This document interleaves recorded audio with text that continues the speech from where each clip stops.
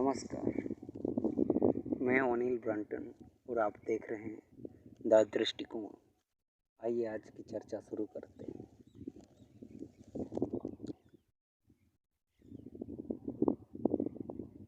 जैसा कि आप सब जानते हैं कि भारत की राजनीति और राजधानी दिल्ली के रामलीला मैदान का रिश्ता बड़ा ही पुराना है। इस मैदान में हुए तमाम जमावड़े सरकारों को बदलते रहे।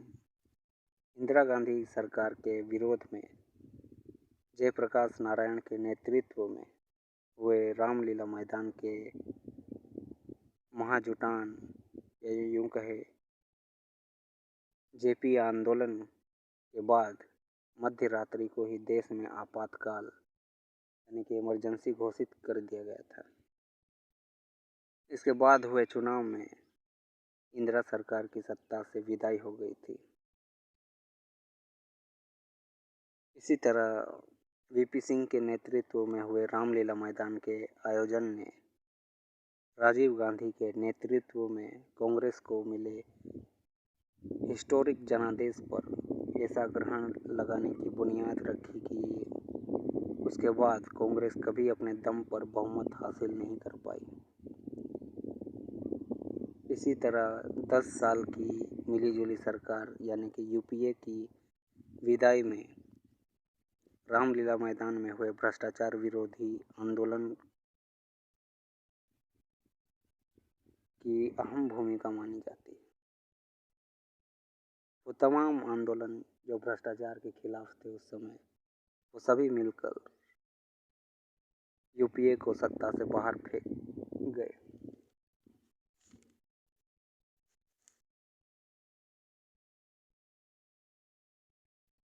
वे सभी आंदोलन काफ़ी महत्वपूर्ण थे। उन्होंने देश में ऐसा माहौल बनाया कि 3 दशकों के बाद भाजपा के रूप में किसी पार्टी को पूर्ण बहुमत हासिल होने में मदद हुई। ऐसे में बीते दिनों में रामलीला मैदान में हुए विपक्षी दलों के जमावड़े के बाद ये सवाल उठना स्वाभाविक है। मतलब ये उठना ही था कि क्या इस रैली के बाद केंद्र में सत्तारूढ़ भाजपा के विरुद्ध माहौल बनाने में कोई मदद मिलेगी और क्या इससे विपक्षी दलों का जो उन्हें राजनीतिक संजीवनी चाहिए क्या वो मिल पाएगी। एक ये कहे कि राजनीतिक पुनर्जीवन उन्हें मिल पाएगी कि नहीं, ये भी एक सवाल है। तो रामलीला मैदान में विपक्ष की महारैली का जो तात्कालिक संदर्भ देखें तो यह आम आदमी पार्टी के मुखिया एवं दिल्ली के मुख्यमंत्री अरविंद केजरीवाल और झारखंड के मुख्यमंत्री या यूँ कहे पूर्व मुख्यमंत्री हेमंत सोरेन की गिरफ्तारी के विरोध में विपक्षी एकजुटता दिखाने के लिए आयोजित की गई।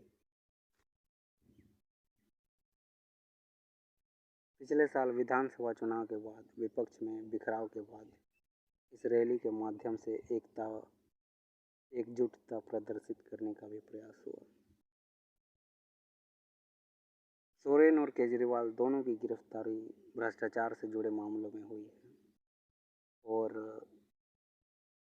भारतीय विपक्ष उनकी गिरफ्तारी को राजनीतिक से प्रेरित यानी कि या यूँ कहे पॉलिटिकल ड्रामा या पॉलिटिकल वेंडेटा बता रहा है।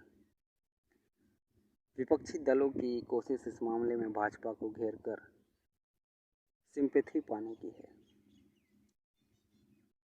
जहां भ्रष्टाचार के मामलों में त्वरित जन सहानुभूति नहीं मिल ही जाती है लोगों को एक्चुअली। पर कुछ मामले या यूँ कहें कि कुछ ऐसे आरोपों के पक्ष में साक्ष्य न मिलने पर वे खोखले भी साबित हो जाते हैं। पिछले दिनों एक अंग्रेजी रिपोर्ट के अनुसार विपक्ष के 25 में से 23 ऐसे नेताओं को भ्रष्टाचार के मामलों में राहत मिल गई है जो भाजपा में शामिल हो गए।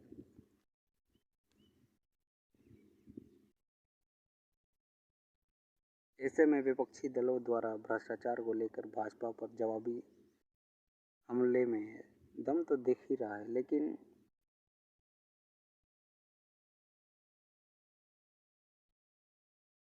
विपक्षी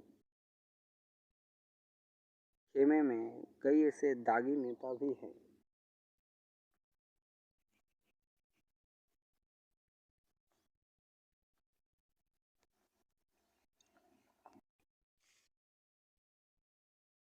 दागी नेता विपक्ष की भाजपा के खिलाफ जो लड़ाई है उस लड़ाई के आधार को कमज़ोर कर देते हैं। ऐसा नहीं है कि भाजपा को घेरने के लिए मुद्दों की कमी, लेकिन इस मामले में विपक्ष सही रणनीति नहीं बना पा रहा।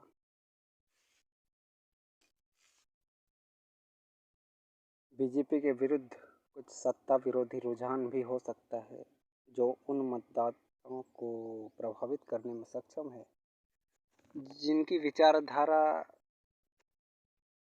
या उनकी जो वैचारिक सोच है वो पार्टी के लिए प्रतिबद्ध नहीं है। उनकी विचारधारा भी अलग है।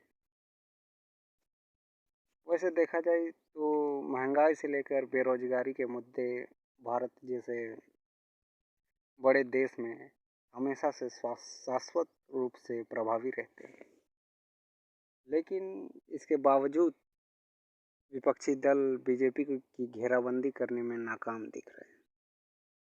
विपक्षी कभी अडानी करने लगते हैं, कभी अंबानी करने लगते हैं, कभी हिडेनबर्ग के मामले को उठाता है विपक्ष, तो कभी राफेल के मामले को। और अभी हाल में ही हमने देखा कि विपक्ष इलेक्टोरल बॉन्ड का जो मामला था उसे लेकर कितना भाग रहा था।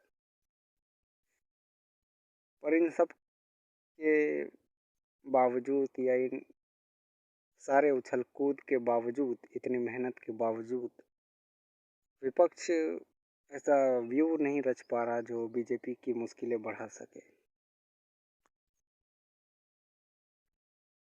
विपक्षी दलों को याद रखना होगा कि इतिहास में जब भी विपक्ष सरकार को हटाने में सफल रहा, तभी ये हो सका जब उसने अपने विरोध को एक दिशा में केंद्रित रखा। विपक्ष को ये भी याद रखना होगा कि उसका मुकाबला एक ऐसी ताकतवर भाजपा से है जिसके पास प्रधानमंत्री मोदी जैसा सक्षम नेतृत्व है, और मोदी की लोकप्रियता को लेकर तो कोई संदेह भी नहीं है। हम और आप जानते हैं कि मोदी जी आज पूरे विश्व में कितने लोकप्रिय हैं, उनकी विश्वसनीयता कितनी है। ऊपर से भाजपा का जो सांगठनिक ढांचा है वो भी बहुत मजबूत है, और तमाम संसाधनों के मामले में भी बीजेपी विपक्षी दलों से मीलों आगे नजर आती है। बीजेपी की विचारधारा भी बहुत मजबूत है। बीते 10 वर्षों में गिनाने के नाम पर उसके पास कई उपलब्धियां भी है। इनमें से कुछ तो ऐसी है जिसने पार्टी के वैचारिक आधार को और विस्तार और मजबूती प्रदान की है। इसकी तुलना में विपक्षी मोर्चे को देखें तो वह कुछ दिशाहीन सा दिखता है।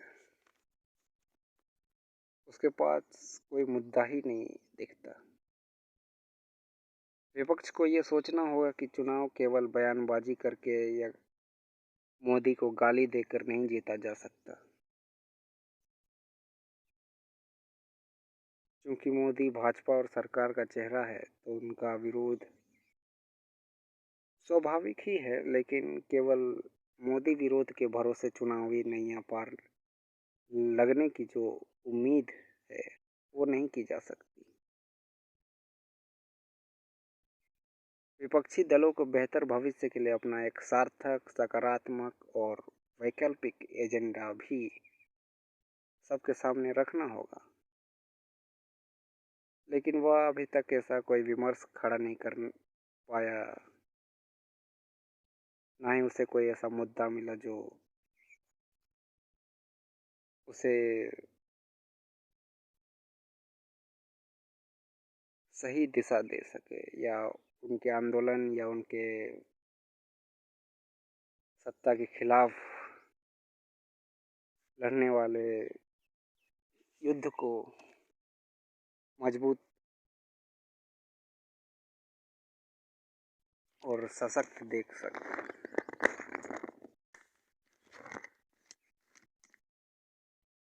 वो इस सत्ता के खिलाफ उस युद्ध में बिल्कुल कमज़ोर नज़र आता है भारत का विपक्ष। इसी के उलट मोदी अपनी जीत के प्रति पूरी तरह आश्वस्त होकर अपने मतदाताओं के बीच मनोवैज्ञानिक बढ़त हासिल करने की कोशिश कर रहे हैं, और वो इसमें काफ़ी हद तक कामयाब भी हो रहे हैं। और बार बार अपने तीसरे कार्यकाल में भारत को दुनिया की तीसरी सबसे बड़ी आर्थिक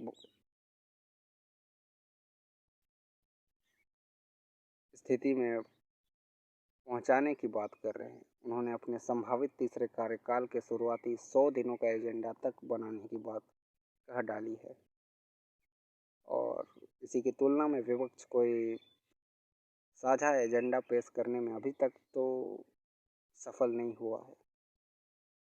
भारत का विपक्षी खेमा और उनकी ओर से जो भी लुभावनी घोषणाएं की जा रही है, उनकी आर्थिक व्यवहार्यता जो है, उसे लेकर कई सारे सवाल हैं।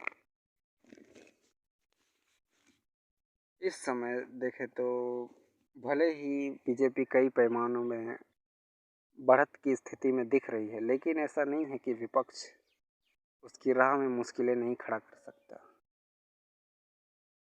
चुनावी प्रक्रिया औपचारिक रूप से शुरू हो चुकी है, लेकिन यदि विपक्षी दल अभी भी भाजपा की कमजोरियों पर निशाना लगाने में सफल होते हैं, तो भाजपा के लिए जो जीत है, उसकी राह कठिन हो सकती है। भाजपा ने अपने 100 से अधिक सांसदों का टिकट काटा है। ये दांव कारगर भी हो सकता है और नहीं भी। इससे पार्टी में आंतरिक स्तर पर कुछ असंतोष के संकेत दिख सकते हैं, जो दल बदलुओं के अलावा गैर राजनीतिक लोगों को टिकट दिए जाने से और भी बढ़ सकता है।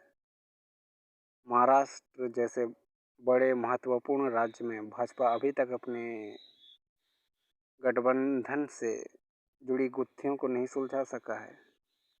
हालांकि इन कई मोर्चों पर विपक्षी दलों की कहानी भी लगभग एक जैसी ही है।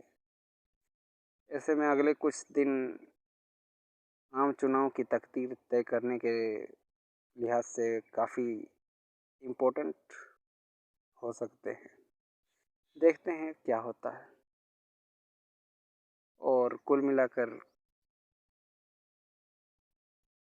विपक्ष को की स्थिति हम देखते हैं तो वो सही मायने में उन्हें एक कारगर रणनीति की बहुत ज़रूरत है। इसका अभाव वो पिछले 10 वर्षों से उनमें है। अभी तक वो आज या यूँ कहें कि 2014 से आज तक वो एक भी ऐसी कारगर रणनीति को अमल में नहीं ला सके जो उन्हें सत्ता में वापस ला सके। इसी के साथ अपने इस चर्चा को हम यहीं विराम देते हैं। मिलते हैं अगले वीडियो में।